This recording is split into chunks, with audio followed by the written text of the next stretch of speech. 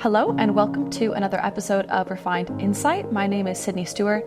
I am the lead Americas analyst at Sub-Saharan, and today I'm joined by Megan Sutcliffe, our analyst on the Middle East and Africa desk, to discuss the impacts of a changing climate in Sub-Saharan Africa. This follows global analysis that we have done on our Climate Watch series, which examines the broad implications of a changing climate across every region in the world, everything from security implications to socioeconomic health and trade. The Climate Watch forms part of our World Risk Register service. If you'd like to find out more, please see the show notes. Welcome, Megan. Thank you for having me, Sydney. Megan, I understand the desk has recently been covering flooding in Western Africa and the Sahel region. Can you tell me a little bit more about what's going on there? Absolutely. So over the past few weeks, we have seen a significant increase in rainfall in West Africa and in the Sahel that coincides with the rainy season that we often see in this region that tends to run from about May until October. But this year, above average rainfall has triggered flooding in numerous locations, and governments have been responding in a variety of ways. So in Nigeria, we've seen the National Emergency Management Authority announcing that flooding had killed almost 50 people by the end of August and displaced almost 50,000 people. In Mali, the military government there has declared a state of national emergency, while in Niger, we have seen the capital, Niamey, being essentially isolated due to flooding on key national highways that link it both to border posts with Burkina Faso, but also that surround the capital.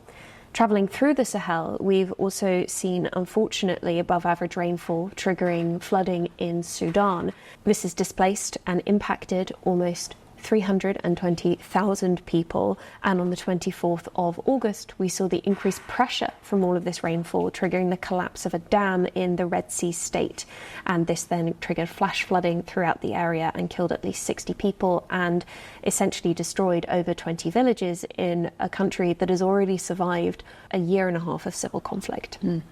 So Megan, what are the immediate implications? So our immediate concern is, of course, damage to infrastructure. Flooding and also landslides has resulted in certain locations becoming inaccessible due to flooding on roads and poor drainage systems. This, of course, disrupts operations and supply chain continuity in numerous locations, particularly in the Nigerian capital of Niamey. These risks are most acute in areas with poor drainage systems, so informal settlements, but we've also seen an increase in risk of cataclysmic infrastructure failures when it comes to things like dams and water management systems. The more rain that we see, the more pressure there will be on these infrastructure systems, and so the more likely we are to see collapses of dams and therefore greater threats to staff, but also to assets in a variety of locations throughout the region. We are also concerned about this weather pattern, the increased rainfall, moving towards Guinea and Guinea-Bissau. These locations have significant port infrastructure in their capitals, namely in Conakry and Bissau, and flooding in these areas would substantially elevate risks to import and export activity that is key, particularly for bordering landlocked countries.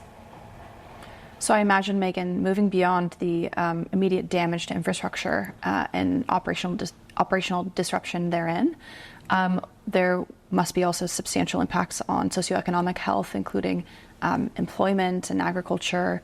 And I wonder also how this might tie into issues related to intercommunal violence and militancy in some of these countries. Absolutely. One of the most significant implications of flooding, particularly in more rural areas in this part of the world, has of course been the damage to crops and to livestock. Not only does this undermine slightly longer term food security, particularly in rural or more underdeveloped areas, it also elevates dependence on aid. When we're seeing increased food insecurity, that can also trigger displacement. If that is internal, of course, arrivals of individuals from different backgrounds or from different farming communities can often inflame intercommunal tensions and increase risks of violence, particularly along ethno-religious lines. This is something we follow very closely in northern Nigeria, for example.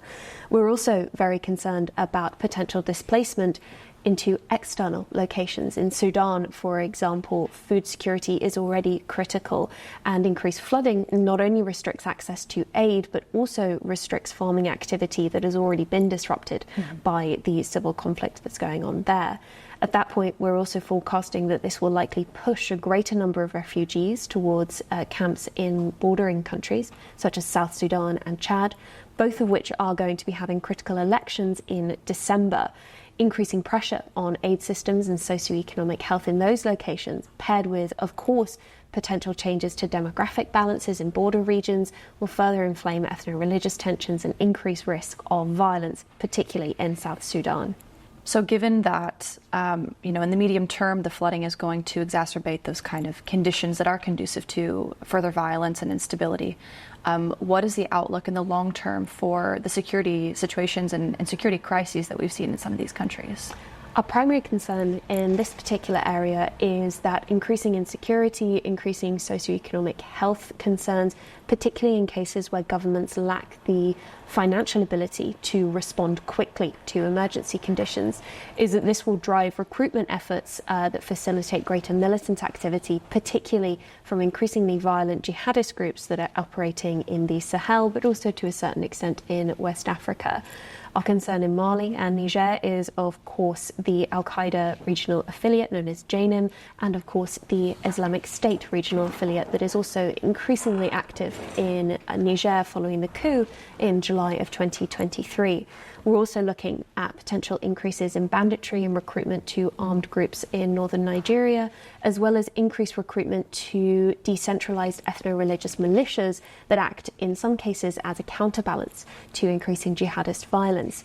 In these cases, we're looking at a further decentralization of the security apparatus within these states that already lack effectively the capacity to address them properly, and therefore we are forecasting that continued flooding and continued exposure to hazards that are not responded to by the central government will likely sustain cycles of instability and violence, particularly in the Sahel, over not only the coming months but likely the coming years. So we see certainly that the flooding is really going to exacerbate a lot of underlying and long-standing issues that a lot of these countries are facing and further drive up the long-term risks of regional security crises. But Megan, I understand we're not only seeing substantial flooding, we're also seeing drought. Can you tell me a little bit more about this? Absolutely, Sydney. So in southern Africa, we have seen a significant intensification of drought conditions, particularly linked to the El Niño climate phenomena. Essentially, this has been characterized by increased temperatures, but also a substantial decrease in rainfall.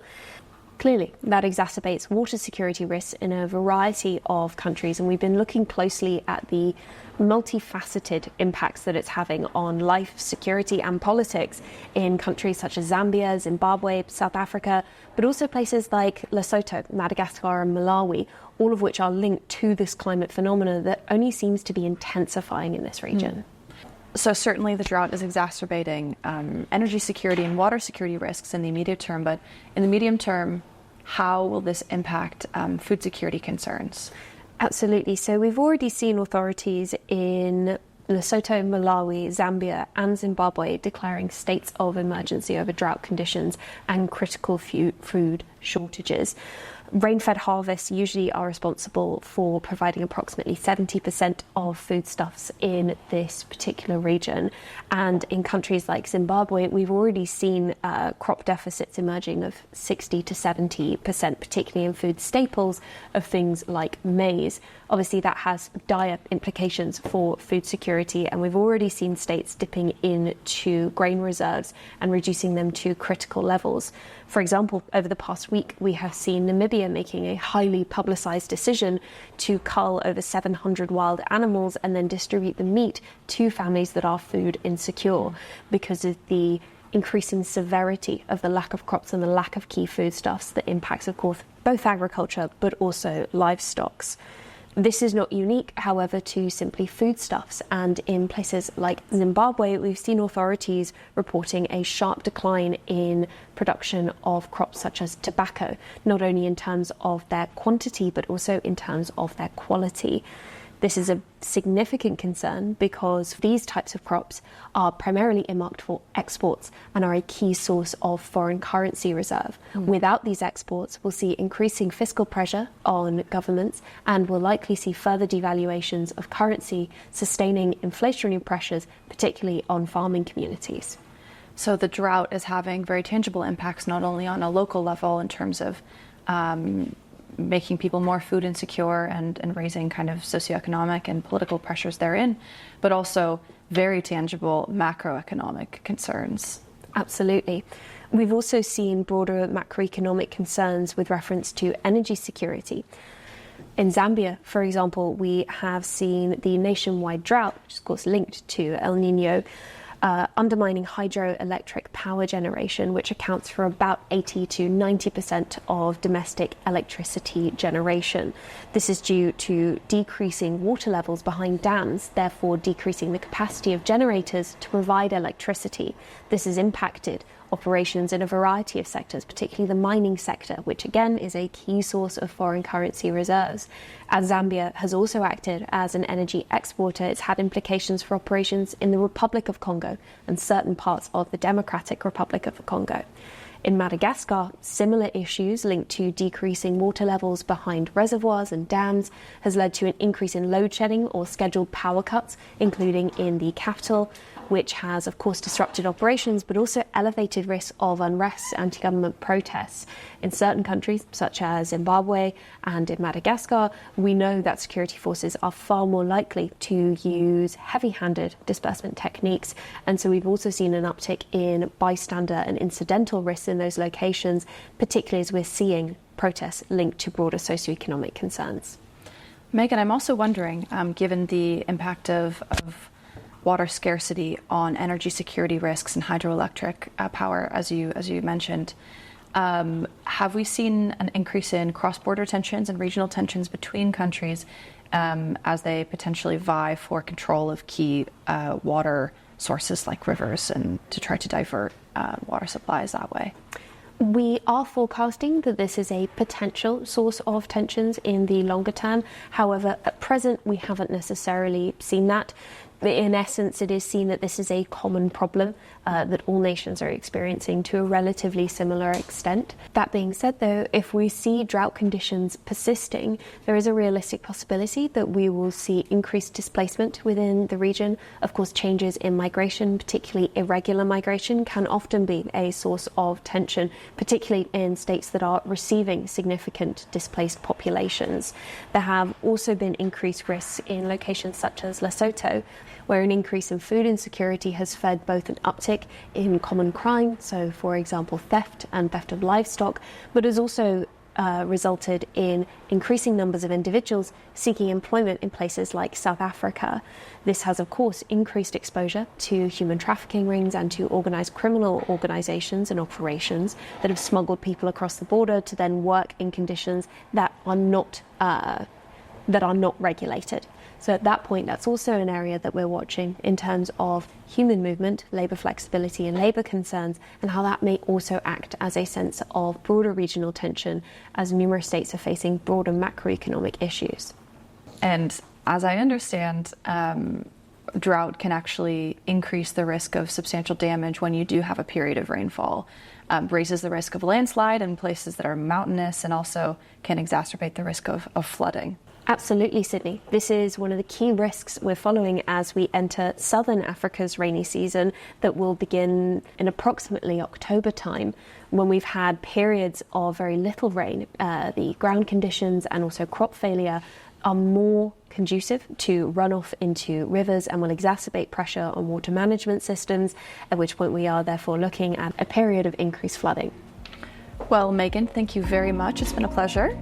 Thank you for tuning in. Please find all of our links in the show notes for our social media channels, and we look forward to welcoming you for our next episode.